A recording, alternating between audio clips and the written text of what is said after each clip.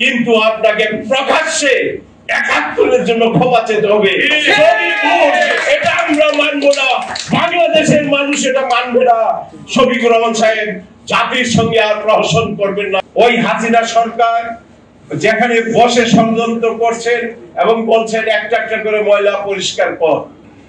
এই গণতন্ত্রকে টেকসই করতে হলে গণতন্ত্রকে প্রাতিষ্ঠানিক রূপ দিতে হবে। প্রাতিষ্ঠানিক রূপ সাংবিধানিক যত শাখা দুর্নীতি দমন কমিশন থেকে শুরু করে সরকারের যত শাখা প্রশাখা থাকবে সর্বত্রই সেখানে গণতান্ত্রিক ধারা চালু করতে হবে এবং এটিকে টিকিয়ে রাখতে হবে। সেখানেই প্রাতিষ্ঠানিক রূপ দেওয়া যাবে, তবেই গণতন্ত্র টেকসই হবে। কিন্তু গণতন্ত্রের বিরুদ্ধে ষড়যন্ত্র অব্যাহত, সেই কথাটাই আপনাদেরকে এখন বলছি। গত রাত্রে অ্যাসোসিয়েট প্রেস আমেরিকাতে খুনি হাসিনার সন্তান, আমি এর চেয়ে আর বেশি কিছু বলতে চাই না, গত রাত্রে সে অ্যাসোসিয়েট প্রেস আমেরিকার কাছে বলেছে যে আমরা ২০০০ মানুষ মারিনি, আমরা ৮০০ লোক মেরেছি, খুন করেছি, হত্যা করেছি।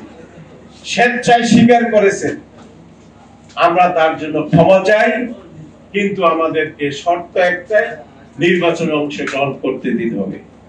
একদিকে তার মা ভারতে বসে গণতন্ত্রের বিরুদ্ধে ষড়যন্ত্র করছে, বাংলাদেশের স্বাধীনতা সার্বভৌমত্বের বিরুদ্ধে সংগ্রাম করছে, ষড়যন্ত্র করছে, কিভাবে এই দেশের স্বাধীনতা সার্বভৌমত্ব নষ্ট করে ভারতের একটি পরদ রাজ্যে পরিণত করা যায় এই দেশকে।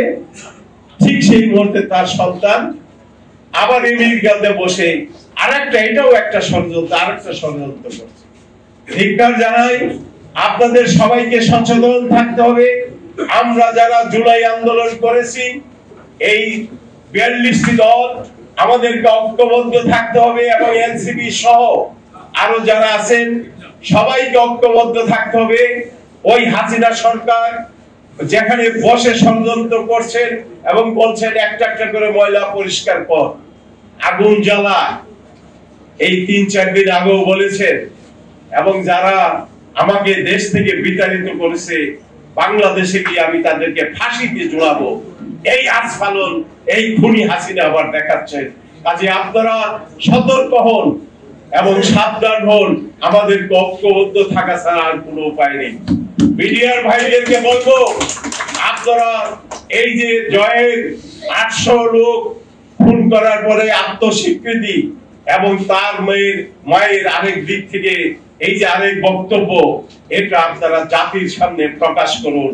আপনাদের কাছে অনুরোধ করব, আপনারাই পারেন জাতির সামনে এটা প্রকাশ করতে। আরেকটি কথা না বললে না হয়, আমার বক্তব্য শেষ।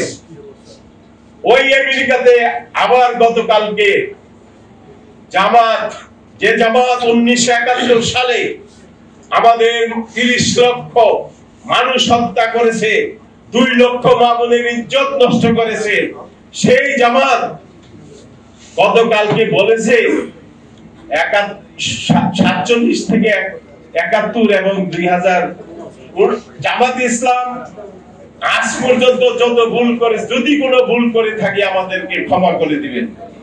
আমি শফিকুর রহমান সাহেবের কাছে প্রশ্ন রাখতে চাই, আপনারা এখনো যদি ৭১ নিয়ে উপহাস করেন, প্রহসন, এটা প্রহসন এবং উপহাস।